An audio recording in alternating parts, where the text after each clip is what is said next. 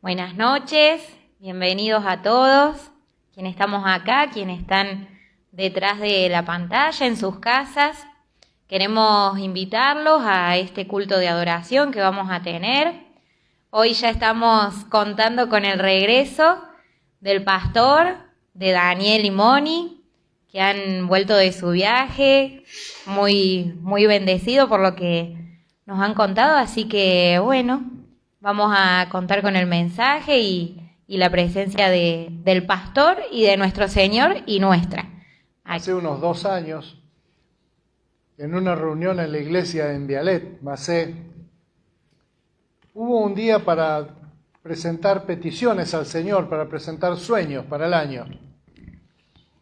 En esa reunión estaba nuestro nieto Juan Pablo, que ahora vive en México, y él presentó varias peticiones que le gustaría que Dios lo bendijera con eso en aquel tiempo.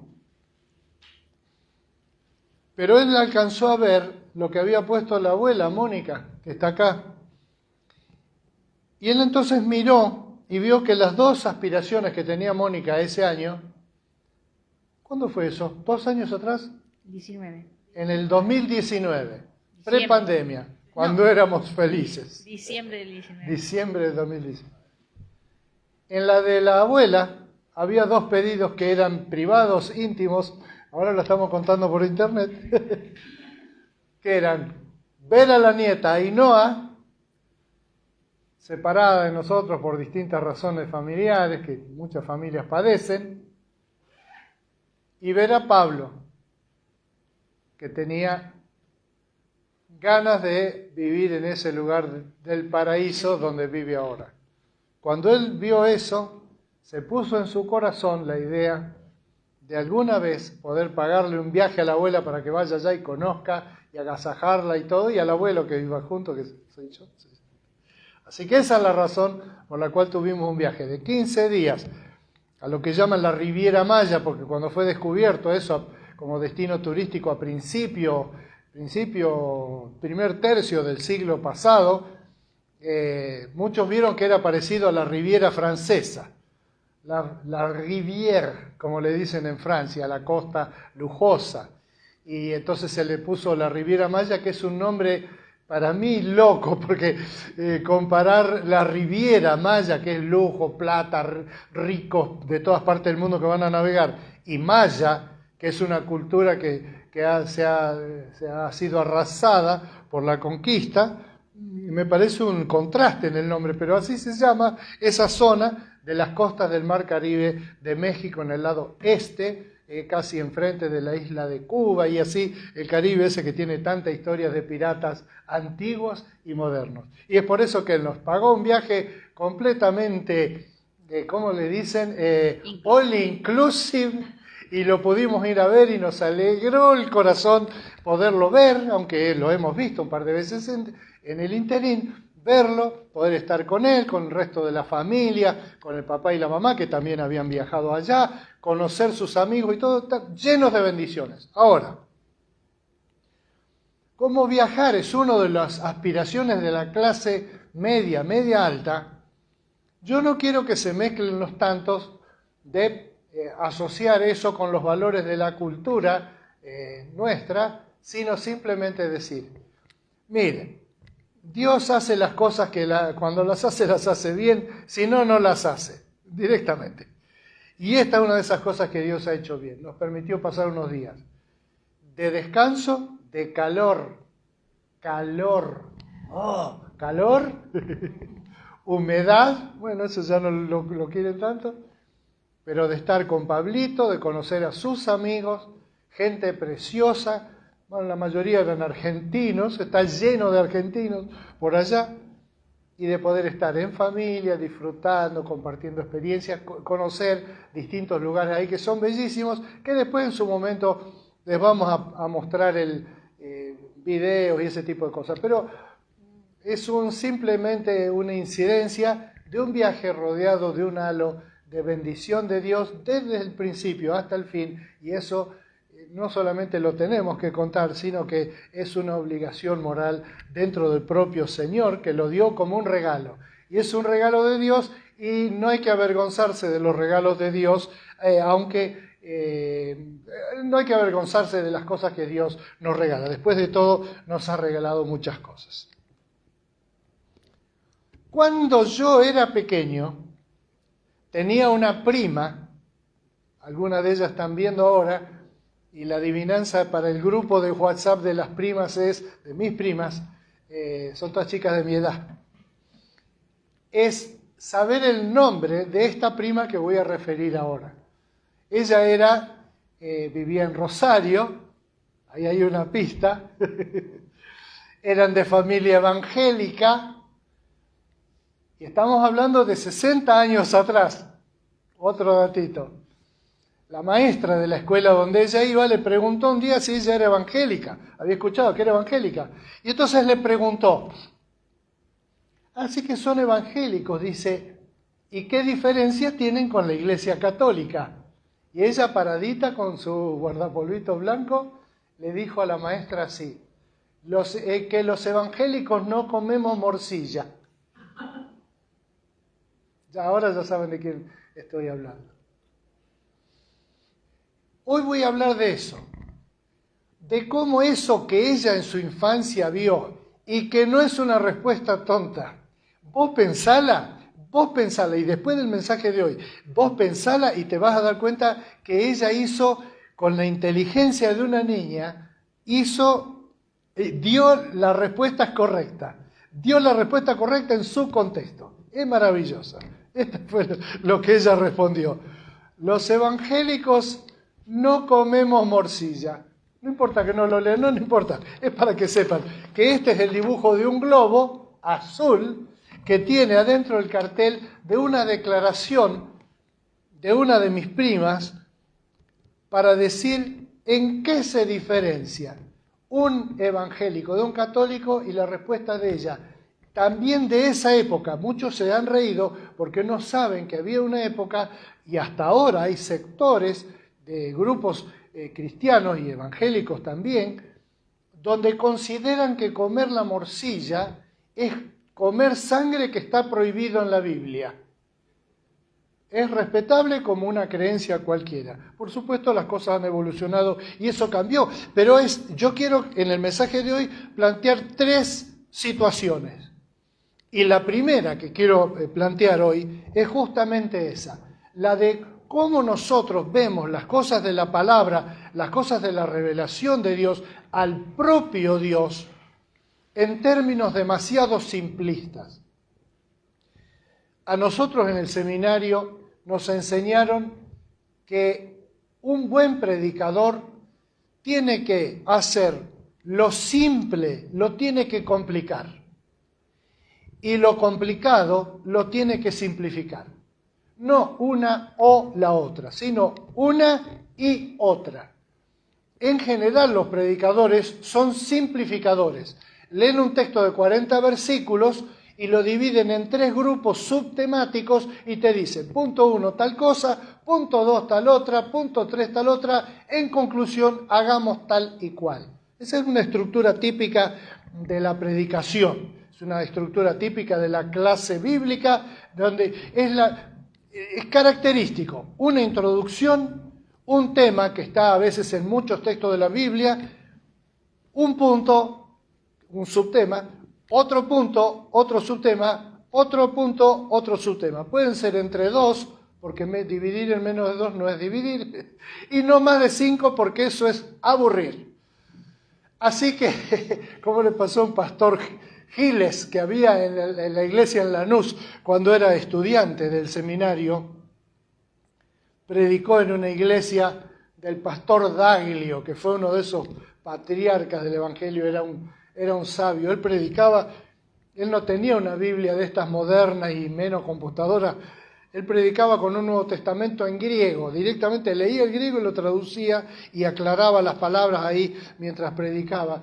Y el pastor Daglio entonces lo tuvo que escuchar a este joven seminarista y predicó un mensaje.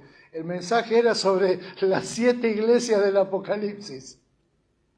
¿Saben cuántos puntos tenía el mensaje de él? 7. Uno por cada iglesia del Apocalipsis. Y dice que cuando terminó la reunión, se acercó al pastor Giles, que era jovencito en aquel entonces, y lo abrazó así por arriba del hombro y le dijo, muy lindo el mensaje, ¿eh? Pibe, le dijo, muy lindo el mensaje, pibe, pero las 7 iglesias. Una síntesis larga era eso. Entonces yo quiero en primer lugar mostrar que la realidad de las cosas, de la fe, de cualquier tema, ahora vamos a arrancar en lo grande es cualquier tema. No es algo que simplemente se puede poner en dos planos como es lo que yo tengo acá. Si ustedes se fijan en la hoja donde yo dibujé esto, hay como un plano. De hecho, la hoja de papel tiene dos planos. Tiene una cara y la otra cara como las caras de una moneda. Pero en este caso estamos usando solamente un plano, una cara, pero voy a mostrarlo a la cámara, pero se entiende lo que estoy queriendo ilustrar fácilmente. En esta declaración, la declaración es una declaración de un solo plano. Miren lo que pasa si yo pongo el plano en forma a 90 grados de la cámara. Lo que se ve en realidad teóricamente es una línea, no tiene casi cuerpo, acá es 2 dimensiones, va de vuelta, 2 dimensiones, media dimensión y esta cara perdida. Entonces, si mi fe es así, si mi amor a Dios, si el cariño a mi esposa, si mi vida familiar, si mis conceptos políticos, son de este tipo declaración, 2 planos, alto, ancho, 2 planos, no hay 3 planos, hay 2 planos, alto y ancho, 2 planos. Si lo veo a 90 grados no veo nada, y si lo veo de frente veo 2 planos, 2 dimensiones, el alto y el ancho. Y entonces no me queda más que caer dentro del plano donde yo estoy haciendo una declaración, por ejemplo, sobre qué diferencia hay entre la Iglesia Católica y la Evangélica. Bueno, yo hoy día, si me hacen esa pregunta, ya nadie la hace, pero si me la preguntan, mi respuesta sería, ¿cuál Iglesia Católica? ¿Cuál Iglesia Evangélica? Porque no hay una Iglesia Católica. De hecho, católica en el mundo hay 3 que yo recuerde. La Católica Apostólica Romana, la Católica Ortodoxa griega y la Católica Ortodoxa rusa. O sea que entonces, de entrada ya habría que empezar a explicar. Y para explicar, no se puede explicar en 2D, en una hojita, porque implicaría empezar a anotar, cuando tenés 200 millones de hojas. Si vos tenés 200 millones de hojas para explicar qué quiere decir ser católico o ser evangélico hoy día, en realidad vas a tener que apilar tantas hojas que en vez de hojas vas a tener un volumen. ¿Te das cuenta? En vez de tener una hoja con una cara, tenés, como este globo representa, yo acá puse un extremo y otro extremo, que entre estos 2 extremos hay infinidad de cosas, infinidad de posiciones que vos podés ver. Si vos estás viendo desde el lado que lo estés viendo, incluso ustedes que están detrás de la cámara, están viéndolo en esta perspectiva, así, pero ella lo está viendo así. De manera que si yo les pregunto, ¿qué tiene el pastor en su mano? Alguno va a decir, un globo ovalado. Si yo lo pongo así, Miriam va a decir, lo que yo veo es redondo. Si yo lo pongo así, alguien va a decir, es un globo redondo. Y ellos van a decir, no, es ovalado, tiene una colita atrás. ¿Dónde está la colita? Atrás. ¿Atrás de qué? Si vos estás en 2 planos, como es la camarita, no tenés adelante atrás, tenés arriba, abajo y nada más. Vos sabés que tiene una colita porque ya lo viste antes, pero si no lo hubieras visto o si la figura fuera rara, vos ni sabrías qué es lo que hay acá atrás. Tendrías que tener una cámara 3D o tener una cámara que te permita moverte para ver en otra perspectiva, para no tener que caer en alguna declaración simplista en 2D, tipo los evangélicos no comemos morcilla. Cuando ella dijo eso en su vida, en lo que ella había entendido, quizá con la sabiduría de un niño, ella había entendido que en realidad si estás en Cristo, sos cristiano, no tiene mucha trascendencia hablar de diferencias. Porque la pregunta que sigue a la de ¿qué diferencia hay entre los católicos y los evangélicos? La próxima pregunta es ¿cuál de los dos es la mejor? Es decir, arrancamos en términos competitivos. ¿A quién querés más vos? ¿A tu papá o a tu mamá? Entonces, esa es una pregunta estúpida, como todas las preguntas planas son, dos dimensiones. Cuando me preguntan así, tengo que elegir a quién mando al muere, a mi mamá o a mi papá. Y los chiquitos a veces responden con gestos físicos. Yo lo he visto esto, lo observo. Ya no se hace más, pero antes era costumbre que la gente preguntaba, ¡ay, qué lindo, nene! ¿A quién querés mamá? ¿Tu papá o tu papá? Y los chiquitos hacían algo como así. Este gesto físico de bajar la cabeza y hacer un pasito atrás es un gesto físico que el lenguaje, que también es un lenguaje en dos líneas, lineal, bidimensional, la idea es, esa es una pregunta que no es fácil de responder y la verdad es nunca me la planteé y no sé si voy a poder darte una respuesta correcta. Simplemente, la pregunta a mi prima se lo hizo la maestra. La maestra en realidad la pregunta que le estaba haciendo era ¿qué diferencias formales hay? No estaba eligiendo una iglesia. Pero ella cuando pensó, lo que la maestra quiere saber es qué diferencia hay, es si los curas no se casan y los pastores sí. Esa era la pregunta. Y entonces ella respondió la pregunta que se puede responder cuando la maestra te pregunta y vos estás delante de ¿qué es una pregunta para todos? Sí, no, punto, ya está, listo, ya está. Ahora, respondiendo realmente a la pregunta, ¿qué diferencia hay entre los católicos y evangélicos? 3 dimensiones, porque quiere decir que esto sería como una pila de hojas donde vos tenés que definir, primero, ¿qué es la Iglesia Católica? La Iglesia Católica de ahora es igual que la Iglesia Católica que cuando le preguntaron a mi prima. La Iglesia Católica es una cosa homogénea, que son todos iguales. Vos juntás en una pieza, ya voy porque veo lo que estás preguntando, te voy a responder en 2D. No en 3D. La Iglesia Católica de hoy día, vos decís, no, Iglesia Católica. Si vos juntás en una pieza de hotel a un católico tercermundista, a un católico carismático y a un católico del Opus Dei, ¿van a dialogar fraternalmente entre ellos porque son los 3 católicos? Bueno, lo mismo los evangélicos. Vos decís, ¿y ustedes los evangélicos? Yo, momentito, ¿cómo ustedes? Yo soy evangélico, pero hay algunas personas que son evangélicas.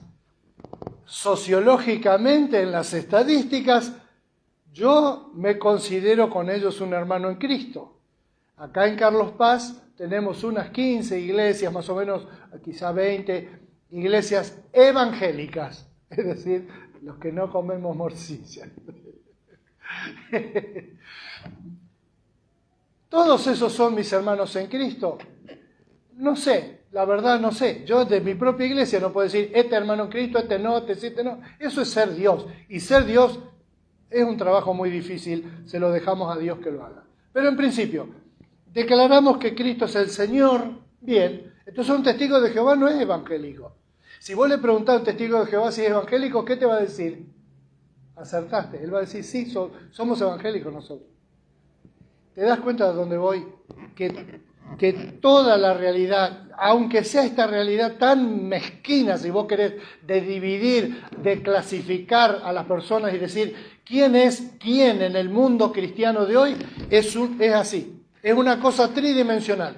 Tienen principio y fin, pero tienen variedad.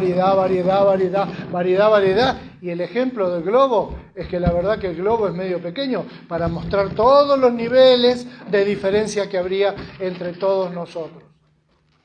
Segundo punto del mensaje de esta noche. ¿Se acuerdan del globo? Lo voy a poner ahí, no se van a olvidar del globo. Y si se me llega a reventar, me va a obligar a cambiar la ilustración por otra. Dice, sí, estas diferencias explotan. Pero porque vamos a hablar de una forma de no caer en declaraciones de este tipo. Por ejemplo, ¿qué es la vida cristiana? La vida cristiana es la vida según Dios. Lo podés escribir en una frase. Cada vez que te salga el tema, ¿vos lo vas a poder decir de una forma que simplemente lo puedas escribir en una hoja? Bueno, ahí hay un problema. Porque el que te lo mire de costado no va a escuchar nada de lo que vos le estás diciendo.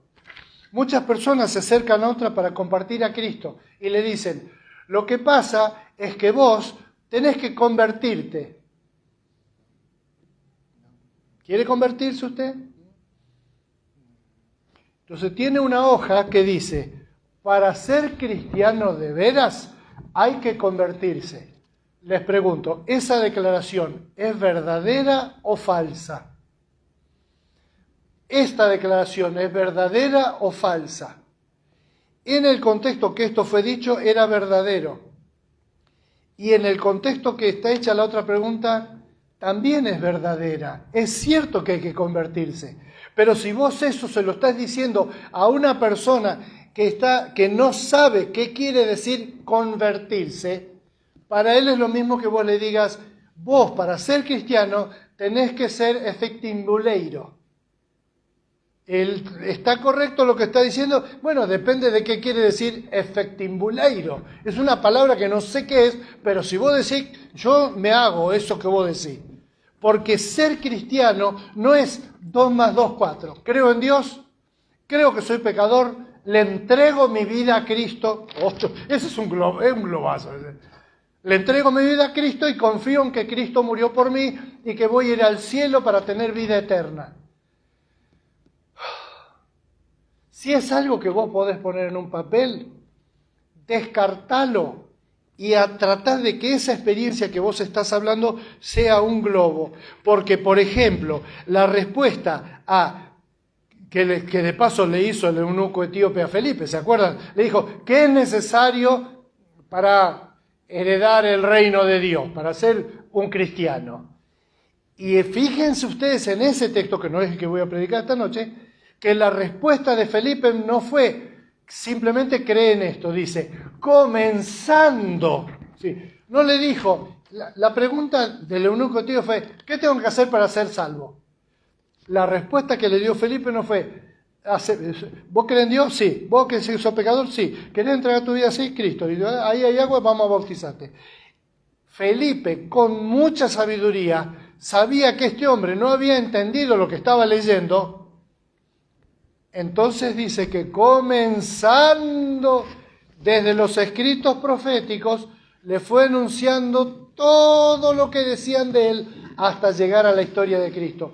Porque la historia de la salvación no es la aparición de 4 principios básicos que vos tenés que aceptar, pum, pum, pum, pum, pum, aunque sirve como para que uno tenga en la mente una estructura mental de qué cosas son fundamentales en la fe, y pues en ese sentido ayudar a una persona que no conoce a Cristo, pero en un camino de aclaración de qué es lo que Dios quiere de mí, que es mucho más complejo y que no termina con ese momento. Porque muchos creyentes tienen vidas tristes, fracasadas, incompletas, porque se han quedado con no comer morcilla. Entonces creen que el objetivo final de la vida cristiana es no comemos morcilla.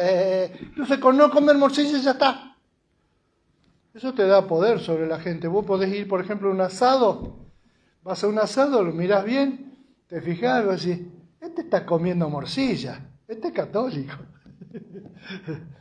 Y ese otro no está comiendo morcilla, ese debe ser evangélico. Vegano.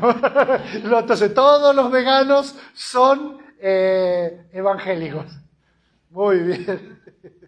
No algunos que yo conozco, pero sí. ¿Te das cuenta? Entonces la declaración, vos agarrar a una persona y decís, ¿creen que pasó con la conquista española? Vinieron y en esos lugares donde estuvimos de visita estos días, quizá más al centro de México, llegó la hueste, llegaron los curas misioneros y le preguntaron a esa gente, les decían, ¿creéis en Dios? A una población politeísta, preguntarle si cree en Dios es como, no sé, no tiene sentido. Porque ellos estaban esperando esta respuesta. Algo que vos podés escribir. Yo, el indio Zacatecal, no sé qué, creo en Dios. Listo. En Paraguay fue peor el papelón, porque los primeros misioneros de la conquista les preguntaron a los nativos guaraníes cómo se llama Dios. El Dios de las tormentas, el que manda los truenos y rayos. Dijeron, miren ese trueno, rayo, el que manda la lluvia, que hace florecer la tierra, todo. ¿Cómo se llama ese Dios? Y le dijeron, no quiero equivocarme, Tupá. Dijeron Tupá. Entonces dijeron, bueno, ese predicamos nosotros. Nosotros venimos a predicar de Dios. Se miraban los aborígenes así, decían, bien, está bien. Misioneros de Tupá. Tupá, hay que amar a Tupá, respetar a Tupá. Si pescaste contra Tupá, pedirle perdón a Tupá y todo, está todo bien. Hasta que pasando el tiempo, se dieron cuenta que Tupá es el dios de la lluvia. Es decir, la lluvia da las plantas, el crecimiento, la vegetación, les permite tener vida y todo. Pero ese es un dios subordinado a otro dios. Que hay uno que es el que está arriba de todo, que es el dios más dios que hay. Ese es el que ellos querían saber cómo se llamaba y le erraron porque le dieron el nombre de uno de los dioses inferiores de Tupá, que era el dios de la lluvia. Entonces, otra vez, una persona, un cristiano, yo soy cristiano, sí señor, bien, ¿qué tengo para hoy? Decirte que yo acepto los 4 principios del plan de salvación. ¿Cómo andás con el tema de los malos pensamientos? A ver, ¿por qué no dice nada de los malos pensamientos? Está en otro texto de la Biblia, es decir, tengo que buscar, busco, acá está. Y la vida de algunas personas es un escritorio desordenado, lleno de pilas de papeles por todos lados. No vincula un papel con el otro porque tiene papeles y no tiene una única experiencia con Dios. ¿Que envuelve lo emocional? Sí. ¿Envuelve lo familiar? Sí. Ahí van dos hojas. ¿Envuelve la intimidad del corazón de la persona? ¿Envuelve su servicio a la comunidad, al mundo? Sí. ¿Incluye una compañía en otros hermanos en Cristo en la iglesia? Sí. ¿Incluye la esperanza de la vida eterna? Sí. ¿Quieren que siga preguntando? ¿Se dan cuenta hasta dónde vamos a estar preguntando? Eternamente, eternamente. Porque la fe a la que nosotros hemos sido llamados es tan grande que el propio Jesucristo les dijo a los apóstoles, les conviene que venga el Espíritu Santo, porque Él les va a recordar todo lo que yo les enseñé y les va a enseñar todas las cosas. ¿Por qué todas las cosas? Son 4. Porque necesitamos el Espíritu Santo nos esté enseñando el globo completo de la vida cristiana, que implica qué idea tenemos de la salvación, pero también qué idea tenemos del trabajo, de la creación, del amor, del estudio, del trabajo, de todo, porque todo en el universo, todo está bajo la protección de Dios. Y está dicho tantas veces, miren, la verdad que es asombroso que está dicho tantas veces que nosotros no nos damos cuenta, por lo menos no con tanta frecuencia, de la extrema variedad. A mí me llama la atención algunas cosas. Por ejemplo, ¿viste un árbol florecido? Nosotros ahora que estuvimos allá, que es clima tropical, todo el tiempo está ahí. Vimos plantas, insectos, animalitos. ¿Cuántos? Miles. Un árbol nada más. Ahí teníamos una palmerita que yo me acercaba a escuchar a las abejas cuando venían a libar las flores de la palmerita esa que estaba ahí en el jardín de casa. ¿Cuántas abejas había? No sé. ¿Cuántas flores había? Miles, porque la flor de la palma son todos como unos botoncitos que después dan algún tipo de dátil o coquito según la palmera. Yo no sé qué especie era esa, pero esos iban a ir creciendo seguramente, pero la pregunta es, ¿cuántos había y cuántos había en el suelo? No los conté, porque contarlos sería otra vez volver acá a una fe que explica que la palmera da 2.356 hojitas y la mitad cae en el suelo. Si vos ves la creación de Dios en esa palma, vas a ver que las hojas que tiene, las palmas, que parecen pocas en comparación del árbol de al lado, que era un árbol común, siguen siendo muchas, que Dios tiene muchas hojas, muchas ramitas en las hojas, muchas plumas en cada pajarito, muchas semillas, muchas flores, mucho. Entonces vos sos un Dios que es mucho, que es todo lo que está, porque todo lo que está, Él lo creó. Vos no podés salirle con dos papelitos, uno que dicen, el domingo hay que ir a la iglesia y poner ofrenda, y otro papelito que dice, debo aceptar los principios básicos del cristianismo, bautizarme y después hacer la plancha hasta que me muera, que ahí sí voy a ir al cielo y ahí se me va a decir cómo es este tema de la vida eterna all inclusive que Dios ha preparado para los que le aman. ¿Qué es la vida eterna? Otra vez, ponemos un papel y anotamos, ¿qué es la vida eterna? Vamos a estar con Dios, adorándole y sirviéndole por la eternidad, y allí no habrá más llanto, ni clamor, ni dolor. Fenómeno. Es así, ¿no es cierto? Bien. ¿No será que el cielo en realidad es una cosa tan grande que nosotros lo único que podemos ver es un resplandor, un parpadeo, un chispacito de lo que va a ser efectivamente? Porque si Dios es así en la tierra, que hace todo a lo grande, ¿el cielo lo iba a hacer más chiquito? Te pregunto. Cuando en la Biblia se habla del cielo, que no es tantas veces como a nosotros nos gustaría, que nos gustaría tener todo explicado, para poder anotar en un papel, el cielo, el cielo.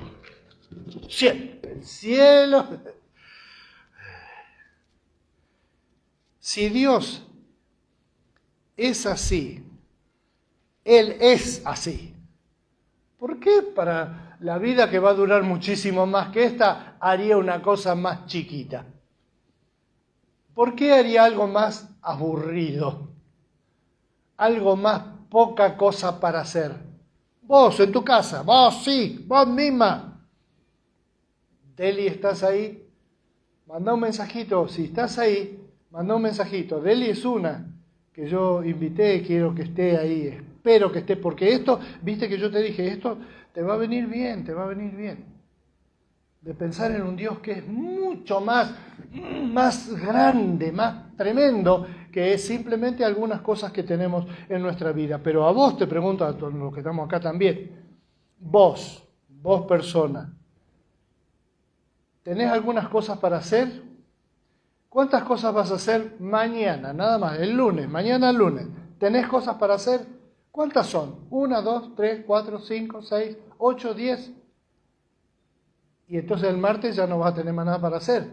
Otra chorrera más. Y el miércoles, otra chorrera más. Y el jueves, y el viernes, y el sábado, y el domingo. Hay gente que no viene a la iglesia porque el domingo es el día que lava, y porque el lunes tienen que ir los chicos a la escuela y se asegura de tener los guardapolvitos y todo. Entonces, si las personas a veces no tenemos tiempo para algunas cosas porque estamos abrumados de cosas que tenemos que hacer, ¿por qué pensamos que Dios es un Dios vago, que no hace nada? Si Dios ha hecho todo... Jesús tenía ese pensamiento de que la gente piensa de Dios como malo. Pero no dice Dios es malo, porque le falta coraje para decirlo. Pero la verdad es que mucha gente piensa, Dios es un Dios demandante, te pide que seas bueno y todo, no te da nada porque yo le pedí por mi mamá cuando estaba enferma y no la sanó, entonces Dios no sé qué. Hay mucha gente que es así. No se anima a decir, para mí Dios me falló. Algunos lo dicen, pero algunos no, pero lo sienten. Y es que no están viendo todo el panorama. No están viendo todo el panorama y están pensando de Dios. ¿Cómo hacer para que Dios me entre en una hoja de papel tamaño A4? Decía el apóstol Pablo en Efesios 3, 14 al 21. Por esta razón, este es uno de los textos más enfáticos del apóstol Pablo. En el idioma, como él lo dijo, en griego, está usando unas palabras largas así que no eran comunes. Palabras bien pensadas para remachacar esta idea que él tiene, que dice acá, que dice, es motivo para doblar las rodillas de Pablo para orar por la iglesia en Éfeso. Dice, por esta razón me arrodillo delante del Padre, de quien recibe nombre, ahí vamos a lo grande otra vez, vamos, toda familia, en el cielo y en la tierra. Él se refería a las familias como las especies, ¿no es cierto? No las familias nuestras, papá, la mamá, los chicos, sino papá, la mamá, los chicos, el abuelo, los antepasados, los vecinos, los de al lado, los de arriba, los de abajo, las familias de la gente, la familia de los animales, la familia de los pájaros, de los peces en el mar, la montaña, las estrellas, todo. A eso se refiere con las familias. Familias, familias, familias por todos lados. Este es el tamaño de Dios. Les pido que, le pido a Dios, por medio de su Espíritu y con el poder que procede de sus gloriosas riquezas, los fortalezca a ustedes en lo íntimo de su ser, para que por fe Cristo habite en sus corazones. Y pido que arraigados y cimentados en amor, puedan comprender, junto con todos los creyentes, cuán ancho y largo, está en el globo, acuérdense, ancho, largo, miren las dimensiones, alto y profundo, cuán ancho, largo, alto y profundo es el amor de Cristo. En fin, que conozcan ese amor que sobrepasa nuestro conocimiento para que sean llenos de la plenitud de Dios. Al que puede hacer muchísimo más de todo lo que podamos imaginarnos o pedir, por el poder que obra eficazmente en nosotros. A Él sea la gloria en la Iglesia y en Cristo Jesús por todas las generaciones, por los siglos de los siglos. Amén.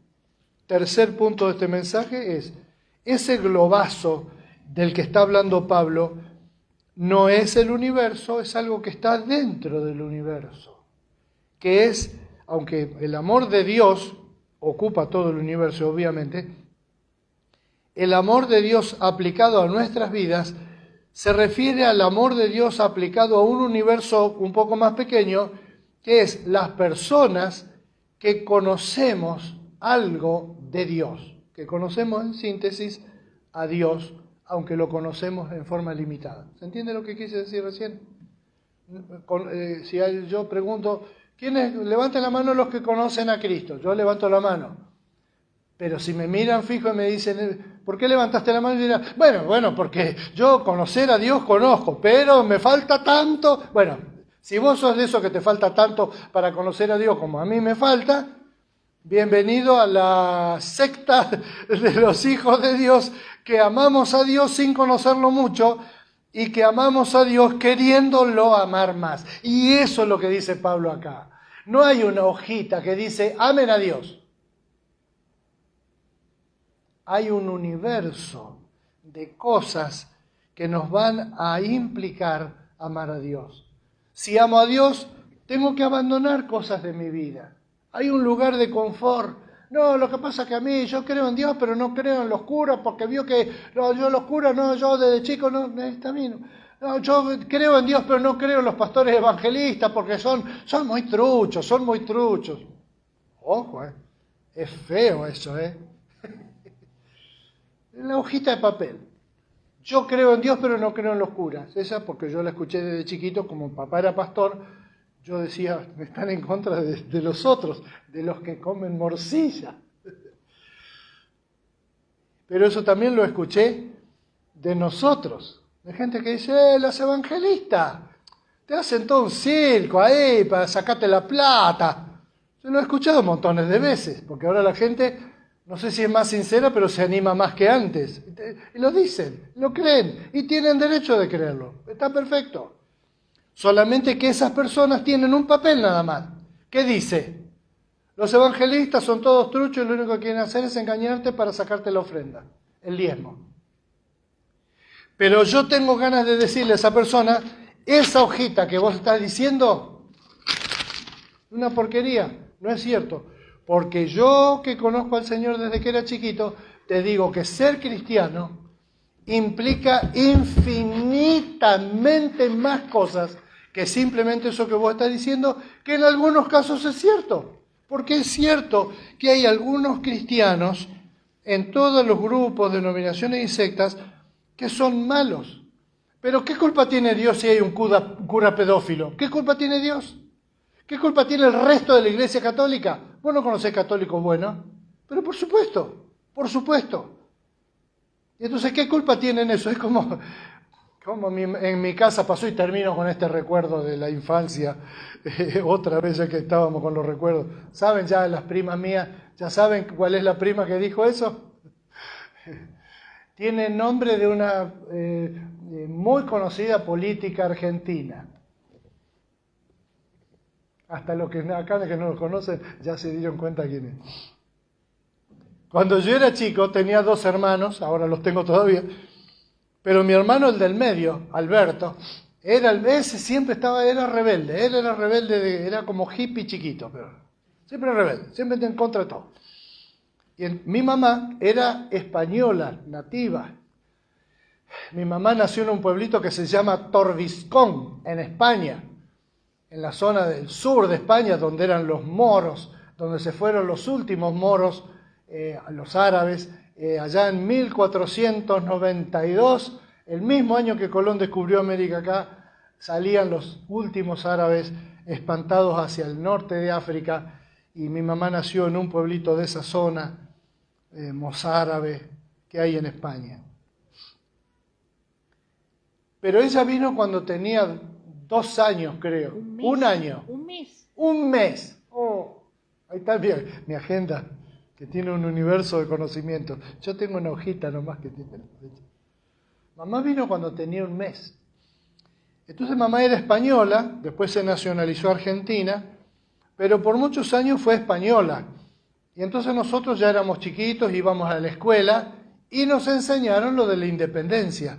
La independencia en contra de la tiranía roja de España. Y a sus pies sometido el león. El león era el de la corona de Castilla. Los reyes de Castilla, que eran los símbolo del poder del imperio español de aquella época cuando Colón vino a América y toda esa historia. Pero nos quedó eso, y en la libertad que tanto nos costó conseguir, o juremos con gloria morir. Y nosotros teníamos toda esa mística en la escuela cuando íbamos, que echamos a los realistas y que les ganamos y los corrimos y que así ganamos la ansiada independencia de lo que ahora es Argentina.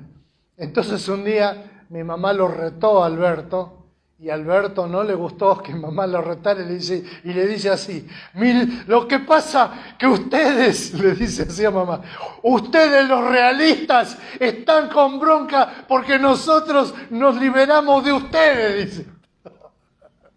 Ligó mi mamá por realista. Mamá, pobre galleguita que vino de España y no tenían que comer, ligó por el imperio español.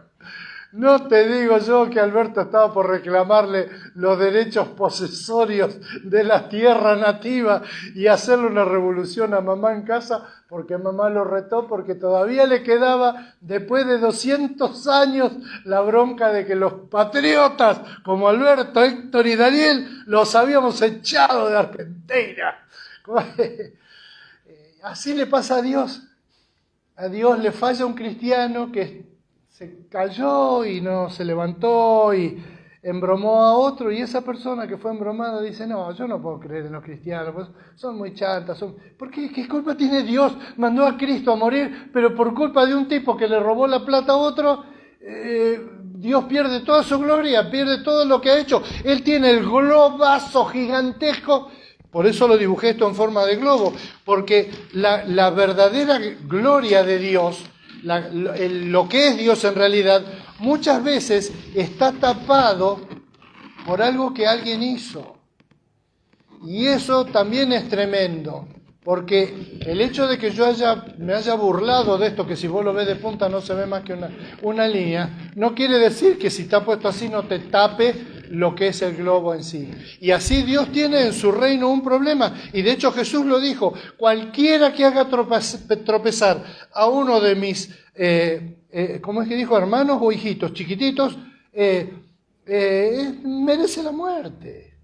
Porque una persona débil en la fe, porque no conoce bien a Dios, cuando vos conoces a Dios, ya te dicen, un cristiano allá le pidió plata a otro y nunca se la devolvió, qué desgraciado.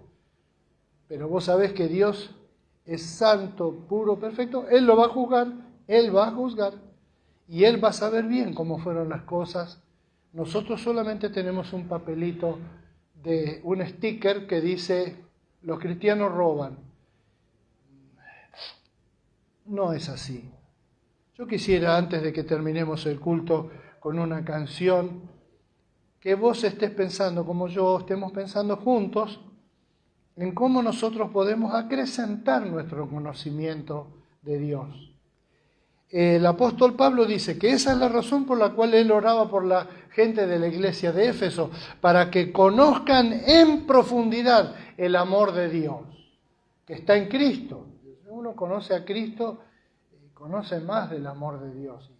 Y la verdad, miren, yo conocí a Cristo cuando tenía 7 años. Tengo 70, los números son fáciles. Yo en todos estos años cada vez me voy dando cuenta más que yo había conocido al principio una sola hojita de papel, que se le sumó otra hojita de papel y otra, y otra, y otra, y otra, y ahora tengo una biblioteca del conocimiento de Dios, cómo Dios ha obrado en mi vida, me ha bendecido en tantas formas y me ha levantado preguntas tan importantes y me ha dado respuestas tan cruciales que hasta el día de hoy, todos los días, hablamos con Él y yo veo que Él me está queriendo decir algo, o yo le pregunto algo y Él me contesta, o no me contesta, y si no me contesta, es porque es muy vivo y Él sabe que si no me contesta yo me voy a quedar como en tensión hasta que Él me conteste y voy a volver a preguntar y voy a estar, Padre, ¿qué pasa? ¿Por qué no me contestás? ¿Qué me estás diciendo? ¿Cómo debo interpretar yo esto? Porque la respuesta del Señor siempre, siempre, siempre nos muestra un Dios más grande a quien vale la pena conocer cada día mejor. Los invito a que nos pongamos de pie y a cantar una canción. Vamos a cantar una canción donde deseamos que el Señor crezca en nuestro conocimiento de Él y estar cara a cara con Él. Y animo a acercarte a Él y estar en comunión así con Él.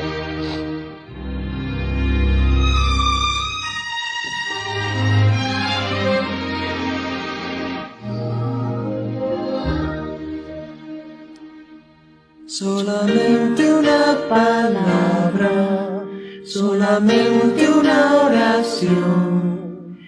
Cuando llegue a tu presencia, oh Señor.